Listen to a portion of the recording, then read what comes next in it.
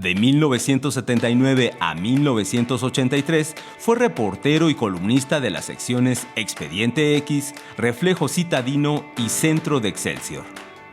Fue director del Sol de México edición de mediodía durante el periodo 1983-1988. En 1995 colaboró como columnista de Clave X en la prensa. Director de enlace en los medios de información en la Dirección General de Medios Impresos de la Secretaría de Gobernación. Entre los libros que ha publicado cuenta con 3 novelas policíacas con las que empezó su carrera en las letras, inclinándose después por el género de la novela histórica.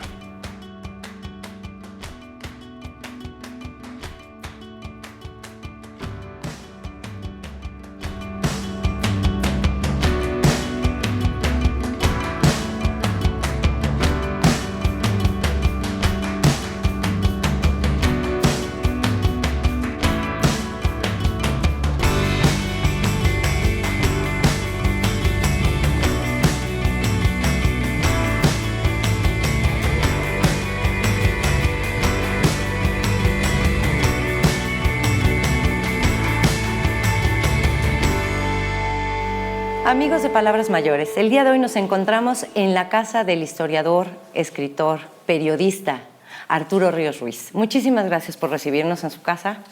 Bienvenidos y me da gusto estar con ustedes.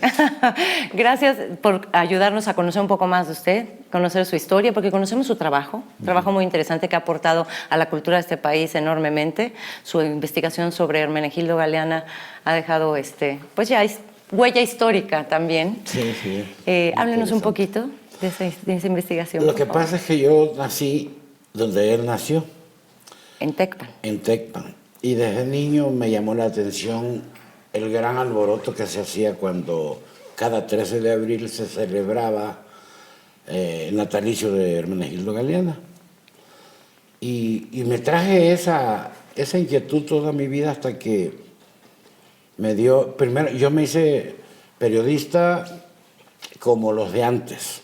¿Qué quiere decir? Nunca fui a la escuela. Y en la aprendía cancha. uno a regañadas, a mentadas de madres de los correctores de Excelsior. Y por la vergüenza te iba haciendo limarte, y pues afortunadamente tuve la oportunidad de en ese momento ser el periodista más importante de temas policíacos. Pero a ver, vamos un poco entonces a la historia. ¿Cómo empieza su carrera periodística? A los 7 años con mi papá. ¿A los 7 años? Te comentaba que mi papá fue político, fue de los primeros maestros que hubo en Tecpan, si no el primero. Él estudió en Ayotzinapa, cuando era otra cosa.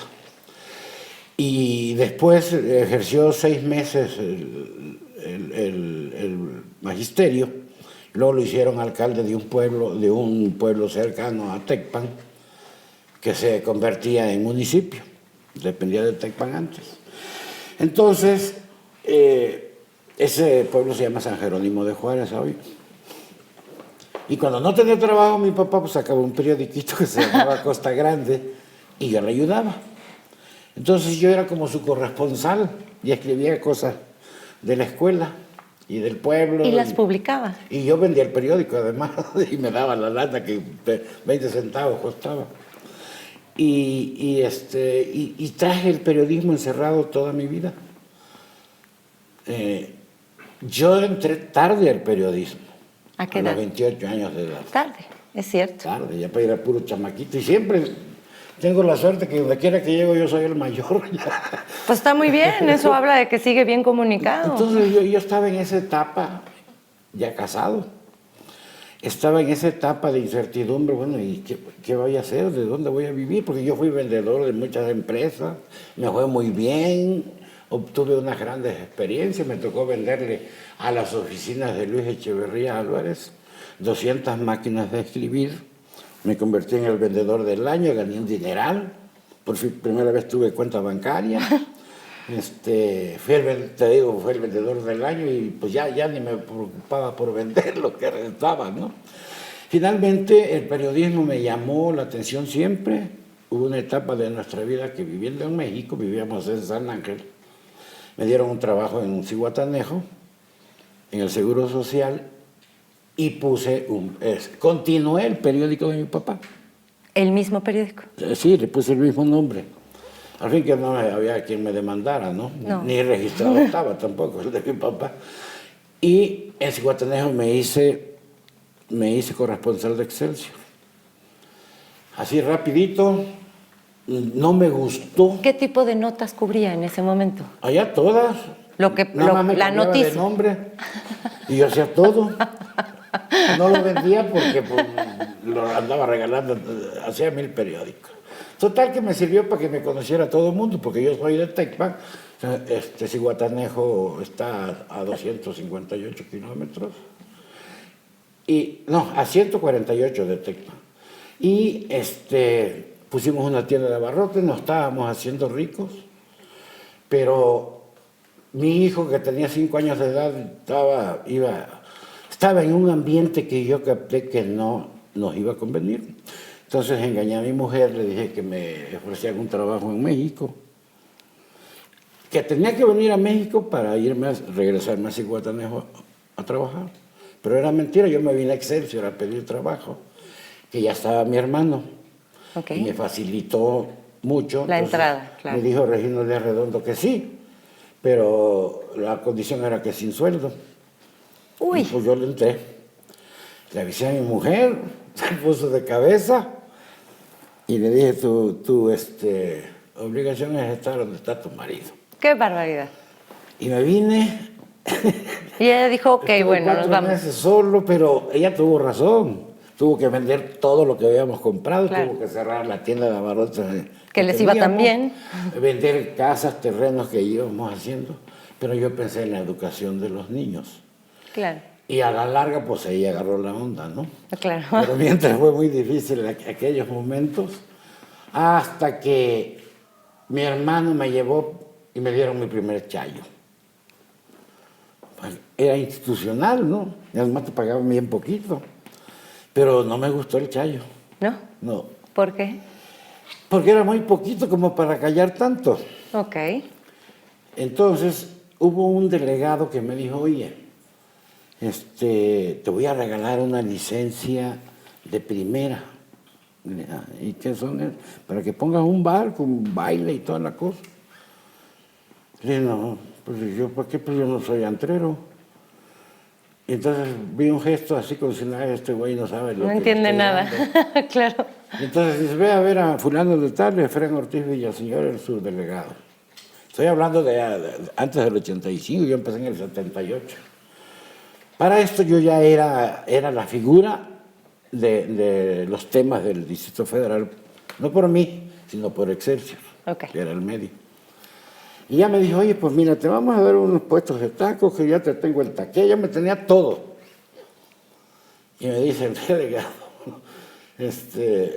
ve a verlo y si te va bien, me vienes a ver el lunes. Era como miércoles de la semana anterior.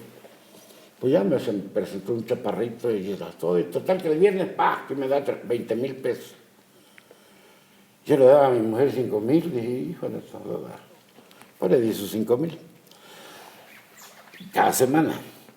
Y fui a ver al delegado el lunes y me dice, ¿qué? Le digo, no, pues dame otros 2, porque me dieron 2 puestos. Ajá. Entonces, y no me avergüenzo decirlo. Ajá. En el curso del tiempo, un delegado me ofreció 600,000 pesos mensuales en la nómina. Y a la larga los hubiera agarrado y estuviera jubilado con más lana, ¿no? Pero no quise, le pedí 2 puestos. Y para no hacer el cuento largo, llegué a tener 31 Puestos. Muy bien. Y viví 10 años de ellos. Ok. Gracias a eso, mis hijos estudiaron en el extranjero.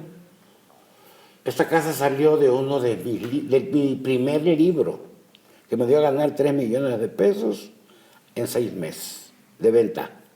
Fue un libro que fue la semilla o la idea para echar a la cárcel a Durazo. Ok. Después, mi libro se vendió 6 meses, 5,000 ejemplares semanales. Y 6 meses después salió Lo Negro del Negro. Ajá. Y se acabó el mío. Claro. Entonces, fue una buena experiencia, la editorial encantada, hice otros 2 libros de policía, que ya no me gustaba el tema. Bueno, y antes de convertirse en un historiador de tiempo completo, ¿cómo fue el paso de una cosa, de la policía a la historia? Yo hice, el tercer libro se llamó Al fin cayó Alfredo Ríos Galeana. Sí. Me lo pidió Edamex, que era me había amarrado por 10 años en exclusividad. Y pues me lo eché en una tarde, un libro, pero no sirve, ya te digo así, para nada. Sin embargo, yo ya más tarde que trabajaba, que yo ya había empezado a hacer libros, estaba haciendo mi primer libro de historia. Pero ¿cómo surge el primer libro? O sea, estamos en la etapa digamos, del periodismo policíaco, una serie de cosas, y de su paso por los distintos periódicos, y en qué momento dice, bueno, voy a ponerme a escribir un libro. Ah, bueno, pues se llamó El Enter Policiaco, fue muy famoso, fue en el 85, y se lo dediqué a Miguel de la Madrid. Sin embargo, el libro sirvió para que le dieran en la torre, porque hablaron con Pepe González, que era un comandante de la DIV, cómplice de Durazo de toda la vida y de todo. Y él le dictó a un periodista lo que él sabía, e hicieron lo negro. Hicieron una cosa ahí. Pero así salió mi primer libro. Te digo, son 23 capítulos, todos malos. Pero en México, pues francamente no se lee. Y se vende el trancazo, la corrupción, el morbo, el sexo, etc. Pero sí. Así surgió, pero entonces yo quería dejar ya la policía, ya no quería hacer otra cosa. Entonces hice costumbrismo. Y me encantan esos libros, pero pues no los leyeron en mi casa, caray. Bueno, sí los leyeron. No, y lo situó en otro lugar también. Sí, me ubicó, ya se desapareció ahí. Entonces ya no le interesé a Edamex. Claro, sí, ya no. Y entonces, pero yo dije, yo sigo. Hice 2 libros costumbristas, hice novela política también. Pero ya después me entró la idea de Hermenegildo, me acordé. Y en el 2000, ese libro, pero no, desde antes empecé a trabajar, 8 años antes del 2000, empecé a trabajar lo de Hermenegildo. Todo surgió de una carta que llegó de Génova. ¿Dirigida a quién? A un compadre mío que era el alcalde de Tecpan. Ok. Y le decía que él era descendiente, que no sé qué, que no sé cuánto. Y me dio su dirección, me dio un sobre donde tenía la dirección del señor y le escribí a Alessandro Galeana, con doble L, de Génova. Y le escribí, y en ese tiempo pues el internet no rifaba. Cada carta, la carta que yo le mandaba hacía 3 meses y su respuesta otros 3. Claro. 2 veces al año. Como era antes. Me tardé tanto, como era antes. Y bueno, antes de que continúe, por favor, tenemos que ir a un corte. Vamos a un corte y regresamos ahora sí para que nos cuente toda la historia de cómo se suscita esta investigación. Sí, claro. Regresamos, no se vayan.